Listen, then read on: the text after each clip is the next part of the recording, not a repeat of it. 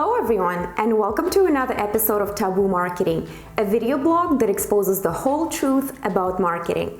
My name is Delia, this is Elmira. We're actually sisters, both marketers, and here on a mission to expose the most common yet unspoken realities that marketers face. Today we'd like to congratulate all women out there with International Women's Day and wish you all an amazing and beautiful spring ahead of you.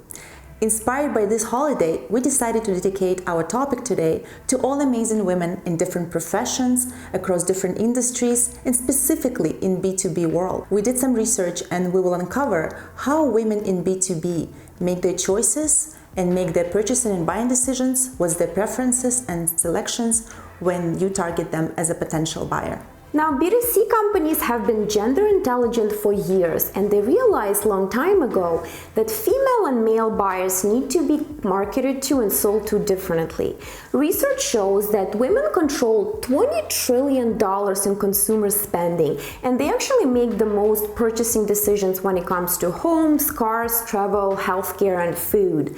Companies like Lowe's, which you would think target male buyers, they actually redesigned their stores in early 2000s to make them more visually appealing for women because they realized that women control 80% of purchasing decisions when it comes to home improvement. So B2C companies have been gender intelligent for many years and they realize the different gender characteristics. What about B2B? Have they started adapting and tailoring their messaging when it comes to different gender styles? Many firms still underestimate the increasing number of women who make purchasing decisions for businesses today. We found that women hold up to 50% of managerial and professional positions across the United States and account for almost 41% of employees with authority to make those purchasing decisions. And that's not just an American trend. In Asia, there is 31% women who hold the managerial positions, and more than half of the countries in Europe also observing the increasing number of women with managerial roles. So for the maximum success, B2B selling needs to be gender intelligent. There's a famous Deloitte story from 2005 where a large deal was lost to a prospective hospital client due to failing to alter a sales pitch to the right audience, the audience being where half of the room were women. Since then, these type of stories were becoming more and more frequent, and more research has been done how purchasing decisions from women in B2B differ from those of men.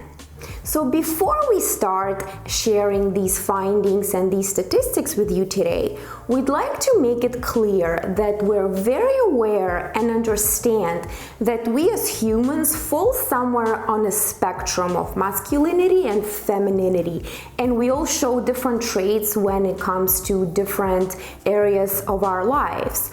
So when we're going to be talking about different gender styles, we're going to be talking more about tendencies versus absolutes. So having said that, let's get into our first finding. The first finding that we came across is that women are more likely to have negative perception of salespeople than men. Top 3 words men associated with salespeople were money, persuasive, and tactics. However, the top word women associated with salespeople was aggressive, then followed by persuasive and money. What about you? How do you perceive salespeople? Not from being a marketer working with them, but more like being a customer, being approached by a sales representative. As a marketer, I do get approached with a lot of vendor calls and salespeople, and it really depends on the salesperson's personality. But what I really appreciate is their sincerity and sales strategic approach.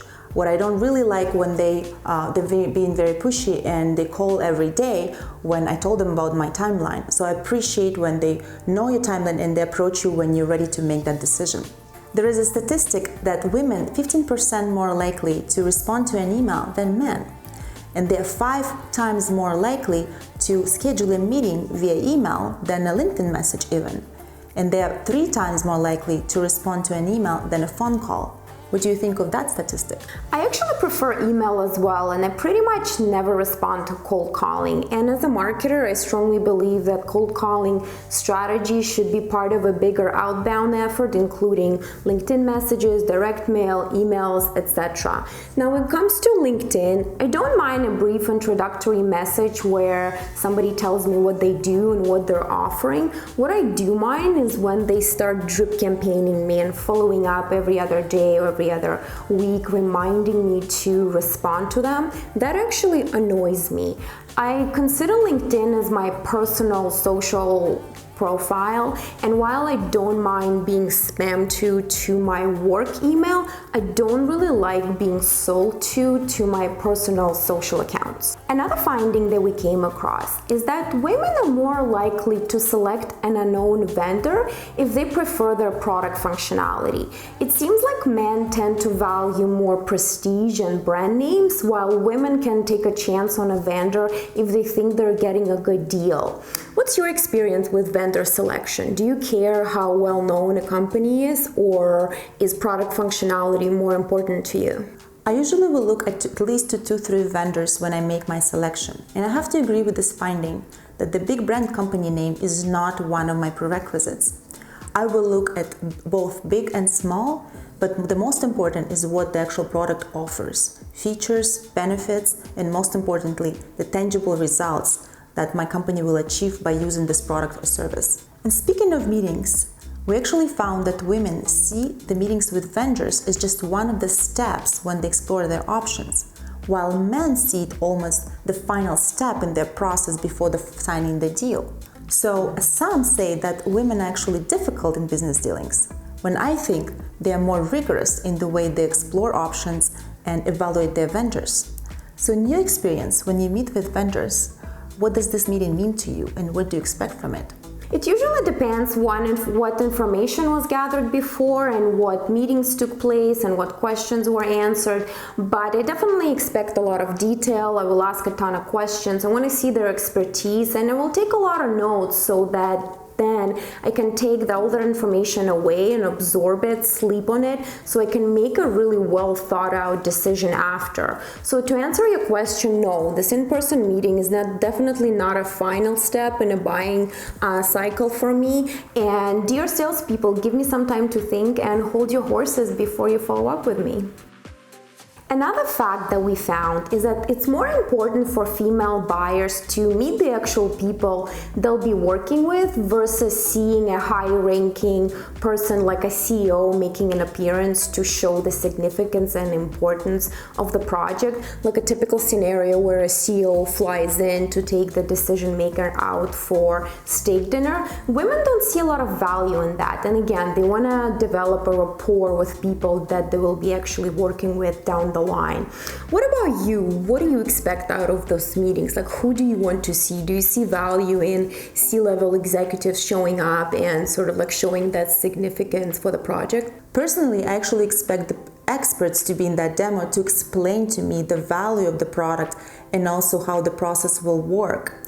And I actually like to have the people that I will be working with in that demo as well. And the higher ranking people, only if I have any additional questions that no one can answer for, or when I'm ready to negotiate the price. But that usually happens when I'm already ready to sign up. So to answer your question, no, the presence of higher ranking people would not impact me during the presentation. I actually find it kind of useless, and a lot of times a CEO or a C-level executive will make an appearance to kind of signal the importance and the significance of the project to their organization, and then you end up working with the most junior member on their team. So I only appreciate a C-level person showing up and making an appearance if they're able to elevate the conversation, talk about the strategy, teach me something new. Only then I see value in them showing up to that meeting. And the last fact that we're going to share with you today is that while men often engage in playful one-upmanship and default to sports metaphors, women actually don't seem to respond to these conversational gambits as warmly, and we try to and tend to gravitate toward topics more about culture, social dynamics, and personalities. And I can personally relate as well. While I realize that sports is a really popular topic of discussion and a conversation starter, it's just not my personal interest. It doesn't fire me up, and I'd rather enjoy conversations about art and live performances, but unfortunately those discussions don't seem to be very popular amongst business meetings. And I also do have a lot of female friends that can talk sports all day long, and they would really be able to relate to those type of topics. So based on our research and all our findings, it seems like B2B organizations do need to be gender intelligent, and both sales and marketers need to always expect a mixed audience in order to tailor our conversations, and we all need to reduce the assumptions and the stereotypes and kind of go less with those scripts that we run on autopilot. If we all sort of expect a mixed audience at all times, we can kind of tailor our conversations and our tactics and our approaches to every single individual in order to really engage them and to win their business. And speaking of individuals, as I mentioned in the beginning of the video, we do realize that by putting the whole population into two different gender buckets, we're obviously generalizing, and we realize that we're so much more as humans, more complex than that. So we strongly believe that the findings and the research that we've shared with you today will be really effective if you combine it and apply it to other factors and other data such as demographical, behavioral, psychographical data, and that way we can again tailor our approaches to every single individual to more engage with them and to win their business. I hope you found this discussion useful. We would love to hear from you about your experiences with targeting the audience by gender in B2B. Do you tailor your messaging by gender at all?